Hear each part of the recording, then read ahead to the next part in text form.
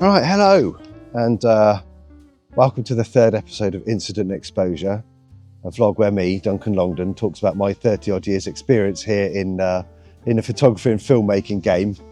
Hopefully you're not getting too disturbed. There's somebody erecting a building over there in the background, so I'm hoping you're not going to hear that too much. And for those people that have subscribed already, thank you very much. And just to get the bit of housekeeping out of the way, and I always forget to do it, and I always find it a little bit cliche, but yeah, please like and subscribe. It means a lot, and leave a comment or a thumbs up and let me know any questions you have for me.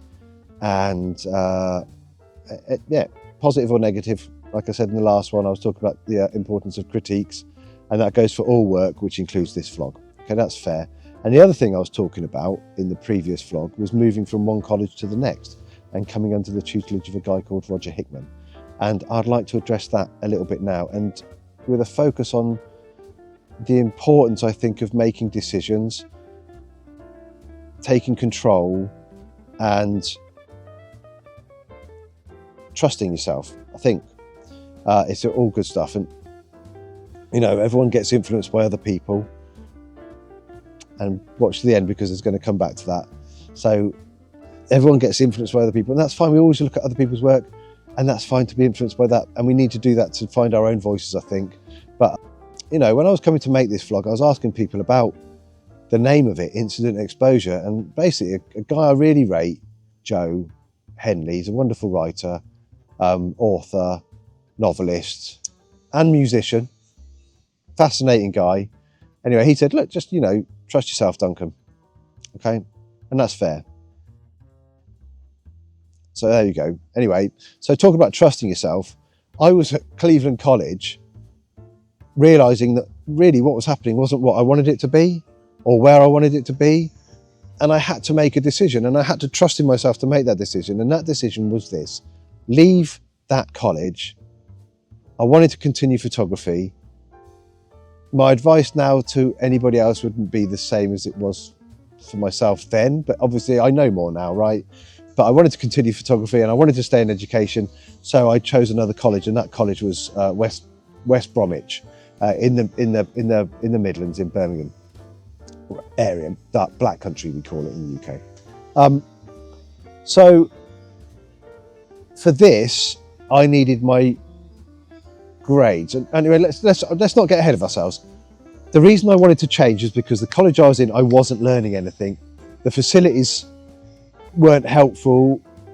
The people, the staff there weren't really facilitating the support that I needed. And in particular, I was told by everybody, get through the first year and the second year is much, much better. The tutor for the second year is much, much better. But, you know, maybe that's the case. But the tutor for the first year should be good too, right?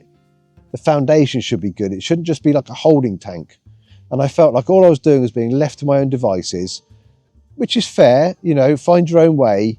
But I didn't have much knowledge in photography. I needed some structure, I think. And I think students being left to their own devices is one thing, but you need some structure and some discipline, because this industry, you need some discipline in it. And it's not just about whimsically moving from one thing to the other. You've got to have some kind of concept and idea and understanding of how things work within the photography industry and in the business side of it. And yes, okay, I was younger and possibly I wasn't that interested in the business side of it, but that's neither here nor there. Now, let's go back to then. So I want to go and make some work. There's limited studio space. As a first year, you had to build your set, make your exposure, and collapse your set in one day. So I needed to get some kit. So I've gone to the kit room. It's the stores. It's 10, 15 minutes before stores is due to close for lunch, and the store manager's not there. It's closed already. I'm frustrated. 30 years on, there's still frustration from that. So I've gone to find the guy, and he's upstairs in the refectory getting his lunch. And I said to him, dude, why are you here? I'm getting my lunch, aren't I? I didn't want to get in the queue. And I said, so you've neglected to do your job because you don't want to waste your time standing in a queue, but it's okay to waste my time having to wait to get kit. Is that correct? And this is in front of a packed cafeteria. And he said, well, you know, And I said, no, there's no, now we're going downstairs and you're opening the stores and we're getting the kit that we need. And he looked at me, and I think he thought for a second to try and fight this and realised that wasn't going to happen. And so begrudgingly, I think it's fair to say, he came downstairs and he gave me the kit I needed. That's not the only gripe I had with this guy. He would also book studio space out for himself in the college because they were separating curtains, and he'd practice his golf swing into it. Not once or twice. This was a regular occurrence. You couldn't get it because it was booked out in his name. And he wasn't making photographs. He shouldn't be anyway. He's there to run the stores and help the students. If he wants to make his own stuff and he wants to use the studio, make an arrangement with the college to use it out of college hours. That's up to you. Don't waste our time. We're your clients, essentially. Students are the college's clients. And so I felt like a client and I acted like a client, and I kicked off a stink a little bit because I wasn't getting the service that I expected. And that again went for the tutor for the first year. So he wasn't giving me what I needed. And then this really came to a head. So I wasn't getting what I needed. It wasn't getting the structure I wanted. It wasn't getting the tutelage I wanted. I just felt like I was flapping about, and I was going to end up leaving this college with less idea than when I came, really. Yes, I'd have more technical expertise, but that's not just what I needed. I needed to understand more about, compositional strength and construction of an image, and taking concept through to fruition, and understanding all the depth of at the time printing and film and everything else. And I wasn't getting it. It was just, go and get your kit, go and do this, do that. Here's a thing about this, or, let's look at colour in the landscape, or let's go and do Whitby or something, and make this stuff. And no real structure in the crits, like I mentioned last time. So I made the decision to leave. I needed to get my grades. The second college were needing to see my grades, and I wasn't getting given them. And it went on, the summer went on. I had to make some difficult decisions. Relationships had to change. I had to let go of something that was important to me. We grow, and I had to make a decision. Do I want to stay in this situation, or do I need to make a decision and step out on my path because, I want to go and have this career? So I had to let some things go, and it was hard work. It was heartbreaking. I had to put all of that to one side and make a decision and go, right, we've got to go forward with this. So I'd got this place in Birmingham sorted out to go to, but they were telling me, we can't bring you on because you haven't got your grades. So the summer came, I'd left one college, it was Association of Photographers College. I was going to LBIP College, which is something of British Professional Photography or something like that, Institution of Photography. I don't know, two governing bodies of photography. I mean, how can you have governing bodies of photography anyway? But two governing bodies of photography that were kind of rivals, and I was going from one college to the other, so that might have caused some friction. But it was, the summer was going through and I hadn't got these grades, and Birmingham kept saying, we need your grades. So I was like, right, I need to contact the tutor. So at home, I picked up the phone. Mobiles weren't really a thing. We had the Motorola brick, I had one, but anyway, I picked up the phone, and my mum was in the next room, and I phoned the client, I phoned the tutor, Steve, and I got hold of him. I said, look, Steve, it's Duncan. Where are my grades, man? What's going on? And he said, oh, I'm sorry, Duncan. My dad died. Right, okay. So this is my thought process. Right, okay, so your dad died. That's tough, right? Tough one. Understand that. I'm 22, I think. I'm young. Just had to make some hard decisions, and my brain was in that hard decision mode. So I just said, I'm sorry about that, Steve, but this is my future, and you're supposed to be a professional tutor, and so can you do your job and get those grades to me, please? And he was like, okay, Duncan. And I said, thank you, I appreciate it. And sorry about your dad, and put the phone down. And my mum was like, oh, Duncan, that was a bit harsh, wasn't it? And yeah, it probably was. And maybe I owe an apology, or maybe I don't. Maybe he should have been doing his job properly. We all have to have tough times in our lives. And when those times are tough, you have to step up and perform. And, you know, it happens in all industries. And maybe that's why there's the saying, you know, those that do can and those that can't teach. I don't know. However, I do appreciate teachers.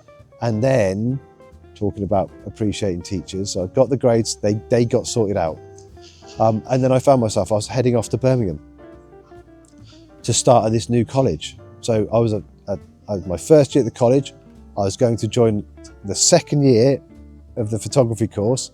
So going into a bunch of people that I'd never met, obviously, but they all knew each other. But I realised something very important, that it was an opportunity to be who I wanted to be. And I think that summer I made that decision just to be who I wanted to be and honest to myself, and not be what other people expected you to be, if that makes any sense. To find an identity. And that, you know, I think you need to find yourself, and then you can put yourself into your work. And then your work is a reflection of yourself.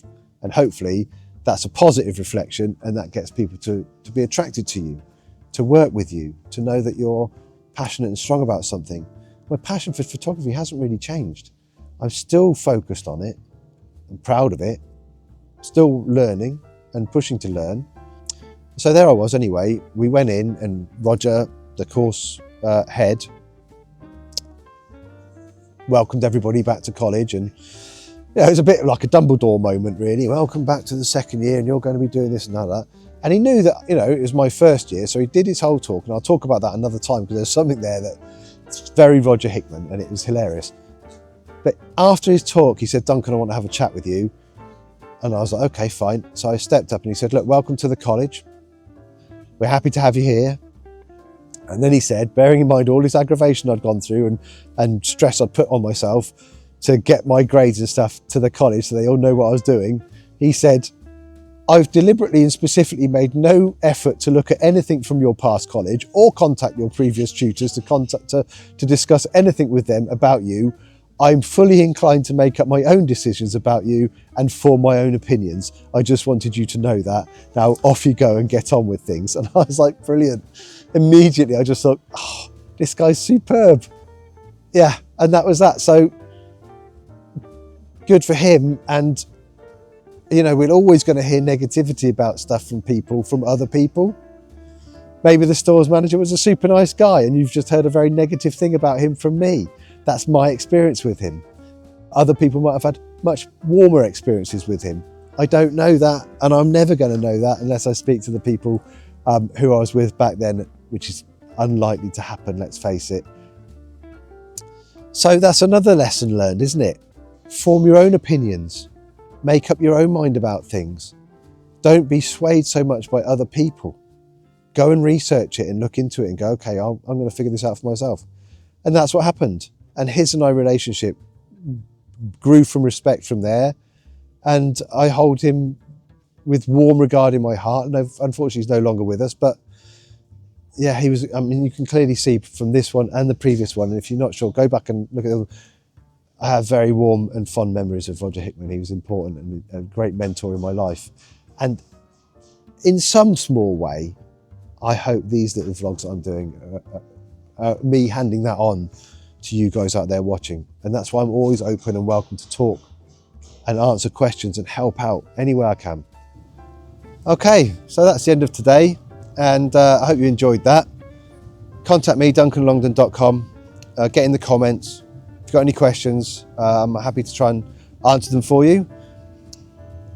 If you've got any work that you need shooting in Taiwan, Asia, or anywhere in the world, get in contact. Again, duncanlongdon.com. So until next time, this is Incident Exposure. I hope you enjoyed that. And yeah, I'll be back in a couple of weeks. Cheers.